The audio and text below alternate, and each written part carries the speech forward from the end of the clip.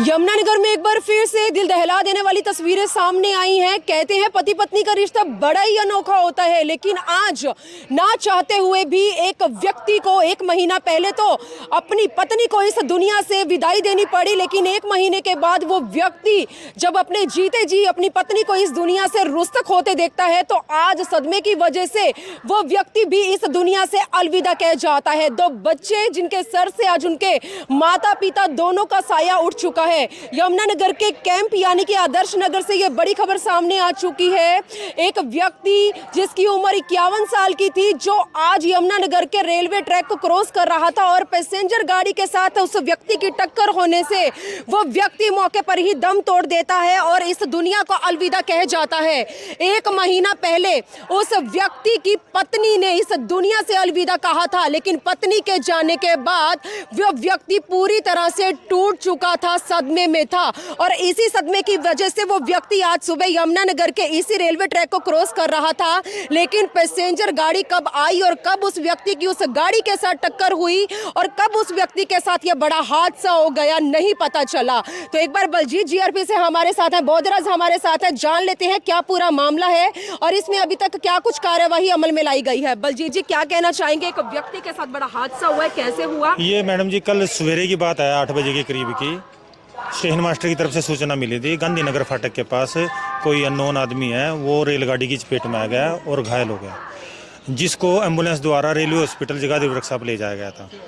जो इस सूचना पर ASI Rakesh Kumar 1255 Jagadhri workshop railway hospital में गए थे, जहां पर डॉक्टर साहब द्वारा उस आदमी को जो घायल हुआ था उसको मृत घोषित कर दिया था, जिसकी कार्रवाई की गई 194 बीएनएस की। और शाम के समय उसके जो परिवार के सदस्य हैं, उसका लड़का है एक और उसकी पत्नी की करीब 1 महीना पहले मौत हो चुकी है और वो आए थे, जो आज पोस्टमार्टम करवा के परिजनों के हवाले कर दिया गया। बलजीत जी, शिनाख्त कैसी हुई इस व्यक्ति की जो अज्ञात था? अभी तक शिनाख्त तो वो तलाश करते हुए है, मोबाइल था उसके पास और एक डायरी भी मिली है उसके पास से। उस डायरी में एक मोबाइल नंबर लिखा हुआ था उसमें, तो उस पर फ़ोन किया तो उन्होंने बताया भी ऐसे ऐसे मैं मेटल फैक्ट्री से बोल रहा हूँ, जिनको हालात बतलाकर इसके बारे में पूछा गया था, घायल जो आदमी मरा है, तो उन्होंने बताया भी ये लाल बाबू नाम है इसका और जो उसका लड़का आए थे शाम को और रात हो चुकी थी, जो आज पोस्टमार्टम करवा के सवेरे परिजनों के हवाले डेड बॉडी को कर दिया गया। हाँ, तो बलजीत जी, ये पता चला क्या वो वाकई में ही रेलवे ट्रैक क्रॉस कर रहा था? वो लाइन पार चल रहा था? नहीं, लाइन पार कर रहा था वो। उसने सोचा भी ऐसा सोचा होगा भी शायद मैं पार हो जाऊंगा, परंतु वो गाड़ी की चपेट में आ गया। गाड़ी का अब इसमें क्या कुछ कार्यवाही अमल में लाई गई? अब इसमें 194 बीएनएस की कार्रवाई अमल में लाई गई है और परिजनों ने उसको डेड बॉडी को ले गए हैं और उसका संस्कार कर दिया गया। बलजीत, आज हमारे चैनल के जरिए यमुनानगर के तमाम जिला वासियों से कुछ मैसेज देना चाहेंगे? अंडरपास होने के बावजूद भी वो इस तरह से रेलवे ट्रैक क्रॉस करते हैं। मैं तो सभी देशवासियों को, यमुनानगर प्रदेशवासियों को यही सूचना देना चाहता हूँ भी जब भी लाइन पार करें तो कृपया अपने दाएं और बाएं दोनों तरफ देखें भी कोई गाड़ी मालगाड़ी तो नहीं आ रही है, नहीं तो प्रशासन द्वारा अंडर ब्रिज बनाए गए हैं, ओवर ब्रिज भी बनाए गए हैं भी, उनका प्रयोग करना चाहिए। तो यमुनानगर के कैंप से ये बड़ी खबर सामने आ रही है। एक व्यक्ति जिसके साथ बड़ा हादसा हुआ था, वो व्यक्ति आदर्श नगर यानी कि कैंप का रहने वाला बताया जा रहा था, जो अज्ञात था, लेकिन जब उसके साथ हादसा हुआ, पुलिस के संज्ञान में ये मामला पहुंचा, उसके बाद उस व्यक्ति के पास से एक डायरी और साथ ही साथ एक फोन मिलता है और उसी के जरिए पता लगता है ये व्यक्ति कहाँ का रहने वाला है और इसके परिवार के लोग कहाँ रहते हैं। और ऐसे में पुलिस के द्वारा एम्बुलेंस के द्वारा उस व्यक्ति को यमुनानगर के मर्चरी हाउस में ले जाया गया था।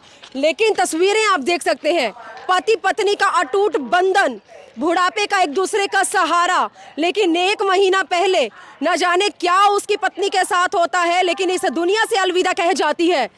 रेलवे स्टेशन की ये तस्वीरें मैं आपको दिखा रही हूँ। इसी तरह से सुबह के टाइम ऐसी ही पैसेंजर गाड़ी आ रही थी, वो व्यक्ति लाइन क्रॉस कर रहा था, लेकिन नहीं पता चला कि गाड़ी की रफ्तार कैसे तेज हुई और कैसे वो व्यक्ति इसकी चपेट में आ गया।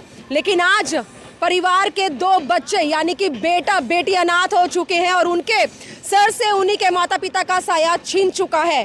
पिता अपनी पत्नी के यानी कि अपनी पत्नी के उस महिला के इस दुनिया से जाने के बाद बहुत ही ज़्यादा सदमे में रहने लग गए थे और आज इसी सदमे की वजह से जब वो रास्ता क्रॉस कर रहे थे, इस ट्रैक को पार कर रहे थे, तो पैसेंजर गाड़ी की चपेट में आ गए और उसके बाद इस दुनिया को ही अलविदा कह गए।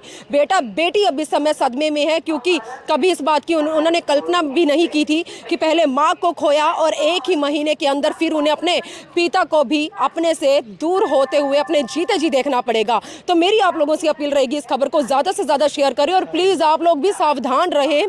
सरकार के द्वारा जो करोड़ों रुपए की लागत से अंडरपास बनाए गए हैं उसका इस्तेमाल करें। जिंदगी इतनी कीमती है, ऐसी मूर्खता मत बरतें। प्लीज आप लोग रेलवे ट्रैक को भी अगर क्रॉस कर रहे हैं तो अपने दाएं बाएं चारों तरफ जरूर देखें, क्योंकि कब आपके साथ बड़ा हादसा हो जाए आपको पता भी नहीं चलेगा। लेकिन परिवार वाले सारी जिंदगी के लिए आपकी कमी के चलते ये हर्जाना, ये खमियाजा भुगतने पर मजबूर हो जाएंगे। अपना ना सही लेकिन अपने परिवार वालों का ख्याल जरूर रखें और इस खबर को ज्यादा से ज्यादा शेयर करें। वीडियो जर्नलिस्ट मनप्रीत के साथ यमुनानगर के रेलवे स्टेशन से मैं मनदीप कौर।